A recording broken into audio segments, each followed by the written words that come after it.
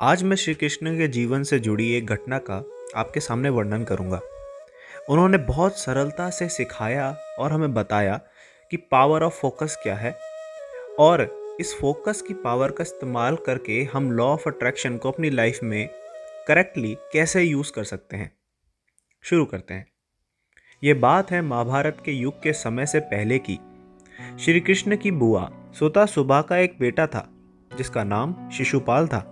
वो रिश्ते में श्री कृष्ण का भाई भी लगता था। शिशुपाल श्री कृष्ण से बहुत नफरत करता था, जिसके फलस्वरूप वो श्री कृष्ण की बहुत निंदा और निरादर भी करता था। वो जिससे भी मिलता था श्री कृष्ण की बुराई ही करता रहता था। सुबह शाम सोते जागते सिर्फ श्री कृष्ण की निंदा ही करता था।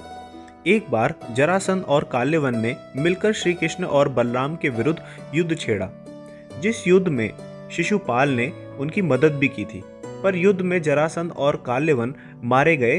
पर शिशुपाल के संदर्भ में शिशुपाल की माँ व श्री कृष्ण की बुआ सुबह श्री कृष्ण के पास जाकर उनसे शिशुपाल की इस भूल के लिए क्षमा याचना की और विनती की कि वो शिशुपाल को माफ कर दें, और एक और विनती की कि वो शिशुपाल के 99 अपराध माफ कर देंगे। इस पर श्री कृष्ण ने अपनी बुआ को वचन दिया कि वो शिशुपाल के 99 अपराध माफ कर देंगे, पर 100वां वो नहीं कर पाएगा। यह बात जब शिशुपाल को पता चली तब श्री कृष्ण पांडवों के द्वारा आयोजित किए गए राजसूय यज्ञ में थे। गुस्से से भरा शिशुपाल वहीं पहुंच गया। भरी सभा में जहां पे ऋषि, राजा और पांडव सब मौजूद थे, सबके सामने वो श्री कृष्ण की घनघोर निंदा करने लगा। श्री कृष्ण ने उसे चेतावनी भी दी और कहा कि वे वहां से चला जाए, पर वो मानने वाला कहाँ था और उसके 99 अपराध वहीं के वहीं पूरे हो गए। तभी श्री कृष्ण ने अपना सुदर्शन चक्र प्रकट किया और शिशुपाल का सर धड़ से अलग कर दिया। जब शिशुपाल जमीन पर गिरा तो उसके शरीर में से प्राण रूपी ऊर्जा निकली और श्री कृष्ण में जाकर समाहित हो गई। यह दृश्य देखकर सभी मुनि, श्रीगण और ध्यान योगी खड़े हो गए और आश्चर्य और नाराजगी व्यक्त करते हुए हाथ जोड़कर श्री कृष्ण से पूछा कि हे कृष्ण, ये अन्याय क्यों? ये शिशुपाल दिन भर सुबह से रात हर पल हर समय बस आपकी निंदा ही करता था, गालियां देता था, बस आपके बारे में सोचता रहता था कि कैसे मौका मिले और अपमान करूं, और इसकी आत्मा को भज प्राप्त हो गया। ये मृत्यु के बाद आप में कैसे समा गया? इसने तो एक बार भी आपकी पूजा नहीं की, मंत्र नहीं जपा, आपके लिए यज्ञ नहीं किया। हम ऋषिगण इतने साल से आपकी पूजा याचना कर रहे हैं, तप कर रहे हैं, यज्ञ कर रहे हैं, ना जाने कितने जन्मों के बाद किसी को यह सौभाग्य मिलता है। ये अन्याय क्यों प्रभु? तब श्री कृष्ण मुस्कुराए और बोले कि हाँ, आप सब सही कह रहे हैं। इसने जब से होश संभाला तब से इसने मुझे गाली दी, निंदा किया, निरादर किया, परंतु इसने सुबह से लेकर शाम हरि का ध्यान किया, मेरा ध्यान किया।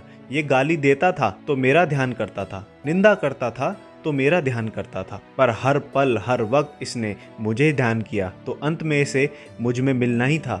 यह बात सुनकर सब हैरान हुए, पर सबको बात समझ आ गई। श्री कृष्ण कहते हैं फोकस इज एवरीथिंग। जहां आपका ध्यान जाता है वहीं ऊर्जा बहती है। एक माँ अपने बच्चे को कहती है ध्यान से जाना, ध्यान से पढ़ना, ध्यान से सोना, ध्यान से ये काम करना, ध्यान से वो काम करना, क्योंकि ध्यान जहाँ जाएगा वो काम हो जाएगा, पर जहाँ ध्यान नहीं जाता वो काम नहीं होगा। जैसे हम कई बार कहते हुए सुनते हैं, अरे वो ध्यान ही नहीं दे रहा उस काम पर, वो काम कैसे होगा? वो ध्यान ही नहीं देगा तो कैसे आगे बढ़ेगा, एक्सेट्रा एक्सेट्रा। इसी प्रकार हर व्यक्ति के जीवन में लॉ ऑफ अट्रैक्शन का नियम जाने या अनजाने में काम करता है। जो लोग इस प्रोसेस के बारे में जानते हैं उसमें से 90% लोगों का यह सवाल होता है कि मैंने बहुत ट्राई किया, विजुलाइज भी किया, पर वो हो नहीं पाता जो मैं चाहता हूँ। आपके पास भी यही सवाल होगा कि मैं जो चाहता हूँ वो कैसे होगा?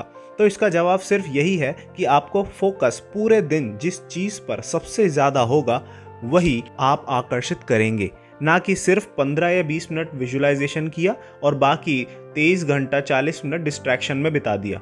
फॉर एग्जाम्पल, अगर हम मैग्नीफाइंग लेंस को कागज़ पर रखते हैं पर फोकस नहीं करते, उसे हिलाते रहते हैं, तो वो कागज़ कभी नहीं जलेगा, पूरी ज़िंदगी निकल जाएगी, जबकि वो काम सिर्फ 8 सेकंड का था। मैंने इस वीडियो के माध्यम से प्रयास किया कि आप फोकस की पावर समझ पाएँ। आपको ये वीडियो कैसी लगे कमेंट में ज़रूर बताएं। मैं मिलता हूँ आपको अगली वीडियो में। धन्यवाद।